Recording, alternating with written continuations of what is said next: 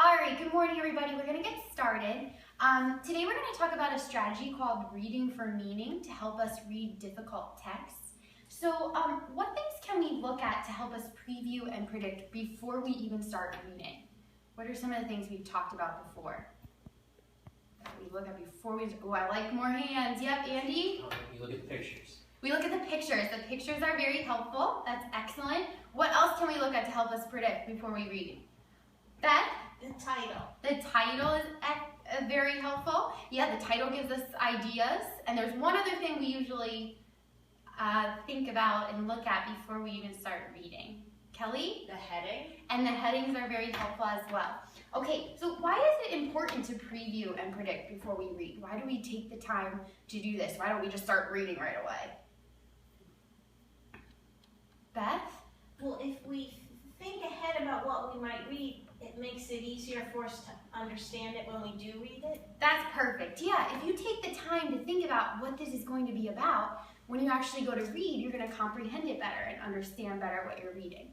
So that's actually the first step in the reading for meaning strategy. If you take the time to predict, you're going to have a better understanding as you read. But there are more steps in the reading for meaning strategy, and you can see them up on the board here. The first step is previewing and predicting before you read. Then the second step takes place during reading, and that's searching for relevant evidence. When we answer text-dependent analysis questions, we need to find evidence to support our answers. So this is going to really help us be good at that. And then there's a third step. When you're done reading, you don't want to just put the passage away and forget about it. You want to take time to reflect and synthesize what you have learned. Okay, so take a mental picture of this because you're going to have to do this on your own eventually. These are the 3 steps. Preview and predict, look for evidence, and then reflect and synthesize. Okay, so our essential questions for today are, how do I use the reading for meaning strategy to manage difficult readings? And how do I collect evidence and use it to support my personal reactions to literature? Okay, so that's what we're going to figure out today. So the first thing we're going to do is work together through a passage following the reading for meaning strategies and really focus and pay attention as we do this, because then you're going to get your own passage and I'm going to grade how you do this second one on your own. Okay? So first thing we're going to do is pass out the passage. You can each take this. You can put your name on top if you like. And then you're each going to get an organizer that we're going to use to help us with the second step of the reading for meaning strategy. Okay, so who remembers, real quick, we just talked about it, what's the first step in the reading for meaning strategy? First thing you do? I should see more hands. Okay, that looks better. Andy? Preview and predict. We're going to preview and predict, which you guys are familiar with. So let's take some time to do that now. You have the passage in front of you. What are some things that you see on this passage that's going to help you preview and predict? Beth? The title. Yes, and what's the title, Beth? A Chance for Freedom. A Chance for Freedom. So think about that title. It's going to help you make predictions. What else do you see on your paper that's going to help you predict? Mike? Picture. Okay, good. What's the picture of, Mike? Southeast Asia. Okay, Southeast Asia. You're seeing the country North Korea and South Korea. North Korea and South Korea on a map. Okay. What else is going to help us make predictions on this passage? What else do you see? Kelly? The headings. Okay, good. What's one of the headings you see? The first one's a long journey. Okay, a long journey. Start thinking about what this could be about. What other headings do we see? And anybody want to help us out here? Andy? The second one says a new life. A new life. All right, and Mike, notice there is a back, so go ahead and make sure you look at the back. Any other headings that are going to help us out? There's a lot on there. Mike? Worlds apart. Worlds apart. Okay. And then there's a couple more there. What else do you see, Beth? Hope for the future. Hope for the future. Oh, I love how Beth is underlining the headings. That's great. And there's one more. What else? Andy? A divided region. A divided region. Okay, so taking all of that into account, plus take a look at your organizers. There's some statements on there that we're going to look for as we read. Take a look at those statements plus what we observed in the title, pictures, and headings. and try to think for a minute, just on your own, what this passage might be about. Think about it. Once you've given it a thought, turn to the person next to you and share what you predict your passage might be about. Korean War and refugees South from both Korea and South Korea. China Their lifestyle. supported North Korea and South Korea. And they were going from one country to the other. People trying to get away From from dictatorship war in South and Korea. bad things. Good idea. All right, I'm gonna have everybody pause. I appreciate the conversations that were going on. Let's get some volunteers. What did you decide this could be about? What were your predictions? Andy, what did you and Kelly talk about? Kelly and I thought it could be possibly related to the Korean War and then escaping the North to go to the South to avoid the dictatorship and have a better life in the South. Great, so Andy, it sounds like you have some prior knowledge too about the Korean War that's probably helping you with your predictions. That's excellent. How about Beth and Mike? Did you guys come up with any predictions? Was it similar to Andy and Kelly? It's also how North Korea, if they were supported by China or not. Okay, so China's in the graphic source. Maybe they have something to do with it. Okay, excellent. These are awesome predictions.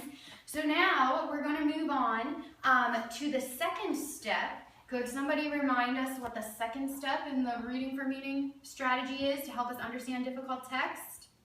So we've previewed and predicted. What do we have to do next? Kelly? We need to read looking for evidence. Fantastic, Kelly. We're going to read, and as we read, we're going to look for evidence to support our thoughts. So if you take a look at your graphic organizers, these are the statements that we're going to be searching for specifically as we read. So could I have a volunteer read the first statement for us? What's that say next to number 1? Go ahead, Andy. The Chinese welcome refugees from North Korea. Okay, the Chinese welcome refugees from North Korea. So in order for this strategy to work, as we read, we're going to see if we can find evidence to support that statement or to maybe disagree with that statement. Okay? And then when we're able to find that evidence, it's going to help us comprehend what we're reading better and to also help us find evidence to support our thoughts. So we're going to start reading. We'll each take turns reading a paragraph. We'll just probably go down the line of the table, each reading a paragraph, and we're going to pause if you notice any evidence that supports or disagrees with the statement that the Chinese welcome refugees from North Korea. Any questions? Okay. All right, Beth, do you want to start us off with the first paragraph? Sure. Okay, go ahead. 2 brothers crept carefully through the mountains in China. The boys, along with their mother, sister, and aunt, had fled their home in North Korea. They hoped to find a better life in South Korea. Okay, excellent. Mike, you have the next paragraph. Like China, North and South Korea are countries in Asia. If the Chinese police had found the family, they would have sent them back to their country to be punished or even killed. Ooh, oh, I'm loving the hands. People are paying attention here. Kelly, did you notice some evidence to agree or disagree with our statement? Yeah, the second sentence there, that they would have them sent back to be punished or killed, would be evidence that they would not have been welcomed. Okay, so are you saying that we should disagree with the statement? The Yes, Chinese. I Okay, would disagree. excellent, Kelly. So everybody put a check mark in the disagree box. The Chinese welcome refugees from North Korea. We're going to disagree with that. And Kelly found the evidence. If everybody could write the sentence that you specifically found in the passage to help you, you can just shorthand write it. If the Chinese police found them, they would send them back to be punished. So write that under proof against. Excellent job, everybody.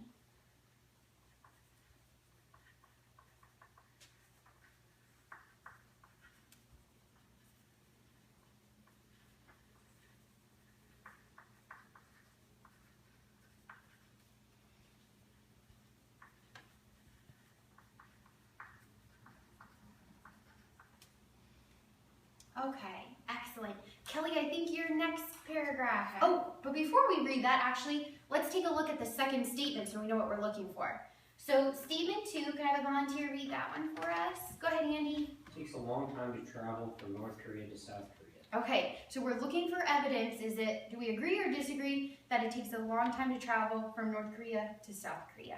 All right, go ahead, Kelly. Okay. The brothers, Young Hoon and Young Jun, and their family members walked, rode in cars, and flew on an airplane to reach South Korea. Their journey took about a year. Is this any evidence to support or disagree with our statement? Mike, do you want to agree or disagree with this statement? Agree. Okay, so you're saying it does take a long time. I agree with you. What evidence supports your thoughts, Mike? The sentence said it takes a year. Okay, good. You know that prior knowledge, a year is a pretty long time if you're traveling somewhere. So let's put that under proof 4. It takes a year. Was there any other evidence that supported this statement other than just that it took a year? I think there was some more there. Andy? You could say that they had various ways of transportation to get from North Korea to South Korea, trains, cars, planes, all that stuff. Excellent. It's not like they just walked down the street. They had to take cars, trains, planes. So we can write all of those things down.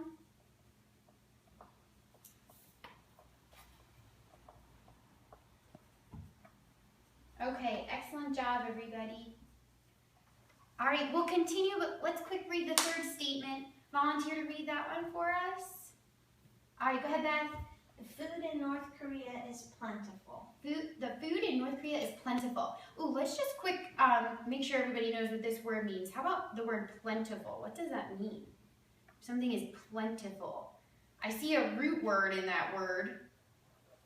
That might help you out if you don't know what plentiful means. Kelly?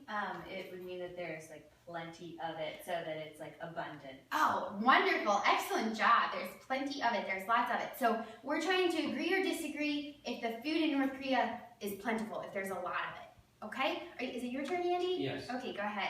They were lucky. There are about 200,000 to 300,000 North Koreans now hiding in China, but only about 2,000 of them are expected to make it to South Korea this year. Okay, Beth, it's your turn again. Okay, Young Hon and Young Hoon and their family members risked their lives to reach South Korea. Why? If they had stayed in North Korea, they faced starvation. Many North Korean children are hungry because their families cannot find food. In fact, over the past 10 years, about 2 million people in North Korea have starved to death. Oh, Kelly's got, I see some other hands going up. All right, Kelly, did you notice some evidence? There's a lot of evidence. Oh, on this great. one. Okay, what are you thinking? Agree or disagree? The food is plentiful. I disagree. Okay, what makes you disagree? What's one piece of evidence you found?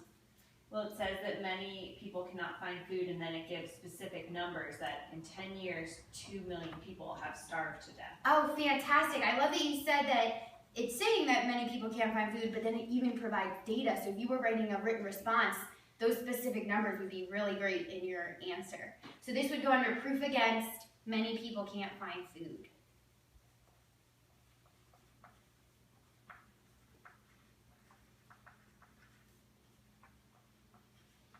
Okay, fantastic. Let's look at statement 4. Volunteer to read that one for us. What are we looking for? Mike, thank you.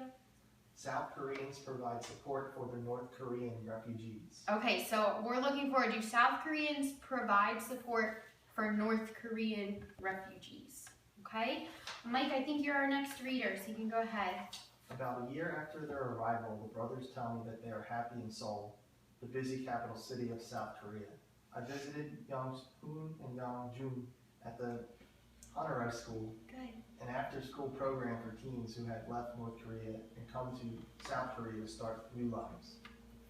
Teachers in Hanurai helped the North Koreans with their schoolwork. Many of the teens did not go to school regularly in North Korea, so they are behind in their lessons. Great. I think I'm seeing some evidence. I think Andy is too. Remember, what we're looking for, do South Koreans provide support for North Korean refugees? Are you seeing any support or lack of support? Andy? I would agree that the South Koreans show support for the North Korean refugees. Okay, what makes you agree? What evidence did you find? When they were talking about the school that the brothers attended, there's after-school programs for teens who have actually left the North to go to the South. Fantastic. The South Koreans provide after-school programs for these North Korean refugees. So this would be an agree, proof 4. Everybody's right in the right spot. Good job. So we're going to say after-school programs.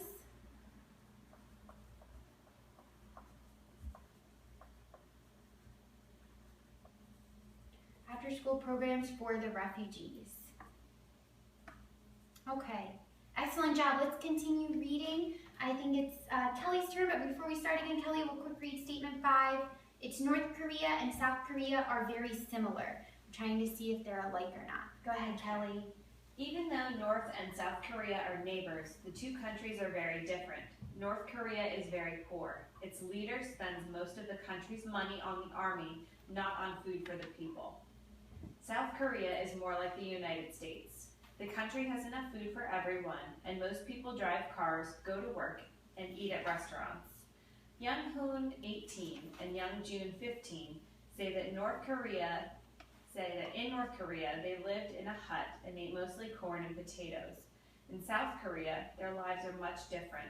The brothers live in an apartment and eat well. They love movies and video games. Okay, anybody see some evidence? Okay, I thought there was going to be some evidence. All right, Mike, do you agree or disagree that North Korea and South Korea are very similar? I disagree. I agree with you. I disagree also. What were some evidence that we found to support that they're actually not that similar? They're pretty different. Beth? Well, it actually says that even though they're neighbors, the two countries are very different. It specifically says two countries are very different. You can write that down.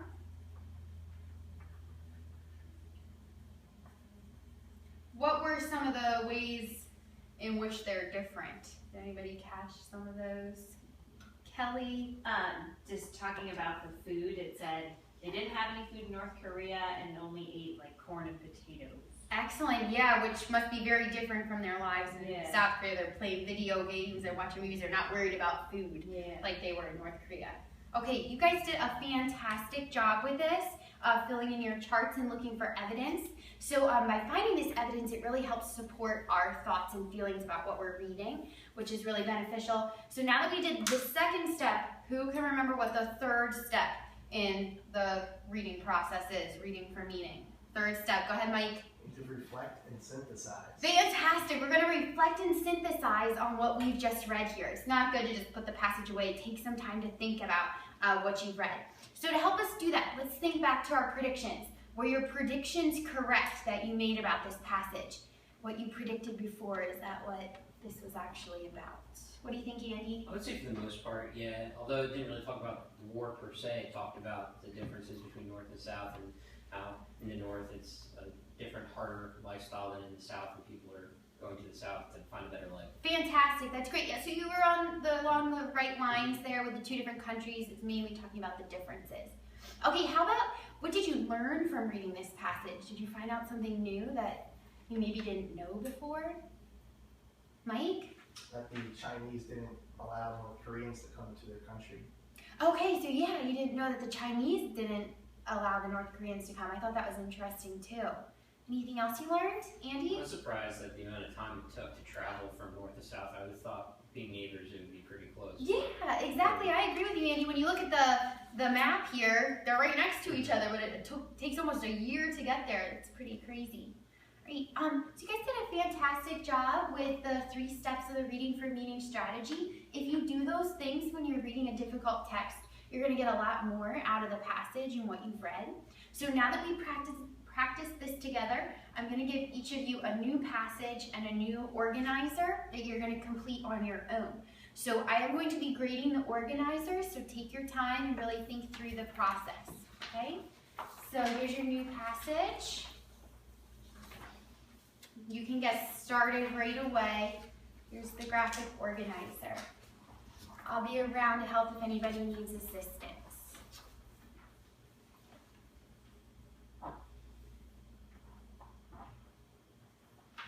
Did you remember to prepare? Yes, I'm looking at the picture, checking out the title, and looking at the headings. Excellent, Andy.